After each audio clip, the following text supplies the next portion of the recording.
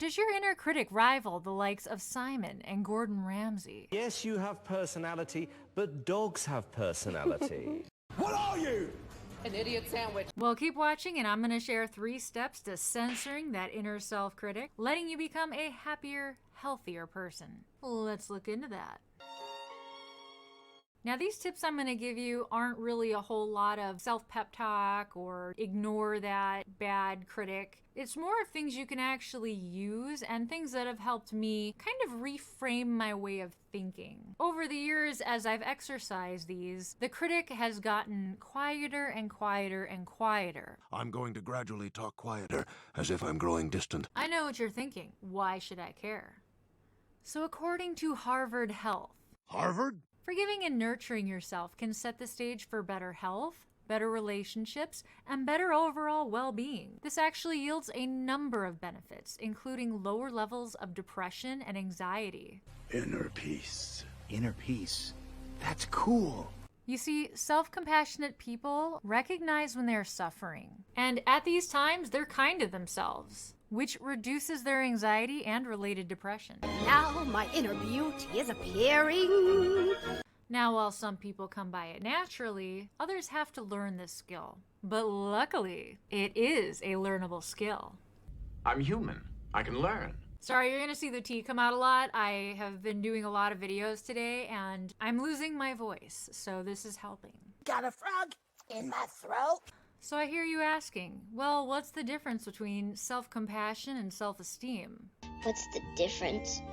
Self-esteem refers to the degree to which we positively evaluate ourselves. It's how much we like ourselves, how much we value ourselves, and it's often based on a comparison with others. I'm better than you.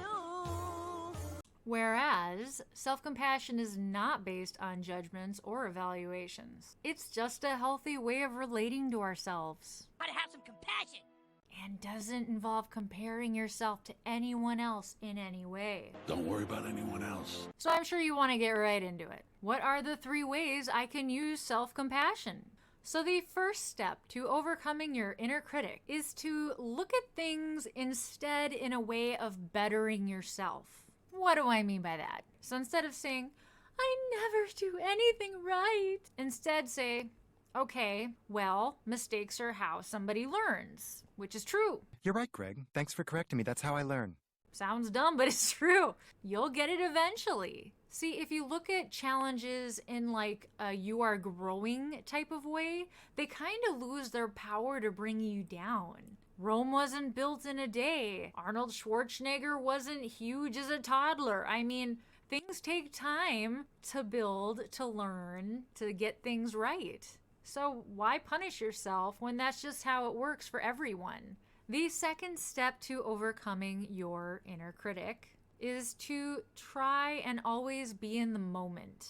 Live in the now. I am in the moment. It's a terrible moment. Focusing on the here and now can be kind of tricky. I know this. I have a really hard time with this, but I do keep reminding myself, focus on now. Focus on where I am now, not where I want to be, not where I will be, not where I should be.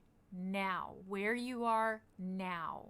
Right now? Right now? Right now? Don't just replay things in your head that you've said and done. In the past, there's nothing you can do about it. You literally cannot do anything about the past at all. It's gone. You missed the boat.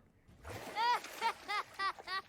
missed the boat completely. Instead, when that self-critic brings up all those past things that were embarrassing, shameful, bad, be like, okay, I've made mistakes, but I'm human. I will learn from them and better myself. We're only human. Focus on the here and now. Don't focus on the past, which you can't change. Don't focus on the future, which you really kind of don't have any control over. Anything could happen. You can make all the plans in the world. Doesn't mean they're gonna happen. Focus on right now. But now. You know what? If you are sitting with your family, enjoy it. Do you have a moment to relax? Enjoy that relaxation. I know it's tricky because you want to worry about all these other things. Read a book, do something you enjoy. Focus on now. It's really, really tricky for people like me who are worriers, but the more you practice it, the easier it gets. It does take a while though, so be aware of that. Come on, focus. By the way, don't forget to like, subscribe, comment, share with all your friends and groups. The third step for overcoming your inner critic and giving yourself compassion is pretty simple actually. It's to express gratitude for the things and people that are going right in your life. So instead of saying like, oh, everybody is mad at me, everybody hates me, say, it's okay if I'm not liked by everyone.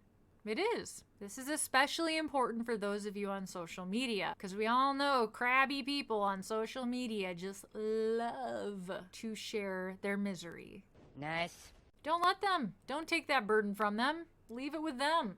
Make sure you appreciate what the people that are there for you in your life are doing. Do you have friends that still contact you every once in a while? Great. Appreciate them. Even send them a text if you want to. Just say, hey, I appreciate you being there for me even though I hardly ever contact you because of the exhaustion. I'm grateful for your loyalty. Every once in a while, it doesn't hurt to say that to them. And it's psychologically really powerful to feel gratitude. As some people say, counting your blessings, especially the more often you do it. I fall asleep counting my blessings. If you think about it from other people's perspectives, we've all been, around that friend that goes, oh, everybody hates me, I have no friends. And you're just like, what am I, chopped liver? It's no wonder I have no friends. Nobody. That's what you're doing when you're like that. It doesn't really make sense. You gotta say, you know what? The people in my life deserve to be there. I am glad I am not wasting my time and energy on fakers or toxic people. We're going to be getting rid of these people here. By practicing focusing on the positives in your life, on the people in your life, on the things you're grateful for, the roof over your head, the food in your mouth, your pets, your friends, the fact that you have a phone, the fact that you have internet. I mean, so many things you could count, no matter how small. This actually stimulates your vagus nerve, believe it or not. And over time, this brings you quite a bit of happiness. This calms you down, this stops the fight or flight response, and this is something that grounds you and brings you back again, like the previous step, to the here and now. And next time you're beating yourself up for not being perfect, remember that you deserve love, especially from yourself. If you don't love yourself, who will? Well, she's got a point. You're only human. You'll learn from this, you'll grow, and you'll become a better you. And if you're curious about more vagus nerve stimulation that are a little uncommon and super easy to do, just like counting your blessings, you should check out this video, which is 6 vagus nerve stimulation exercises that are my personal favorites. And super easy that anybody can do it. If there's any future videos you'd like to see, drop those in the comments as well. It was great seeing you again, and keep on surviving.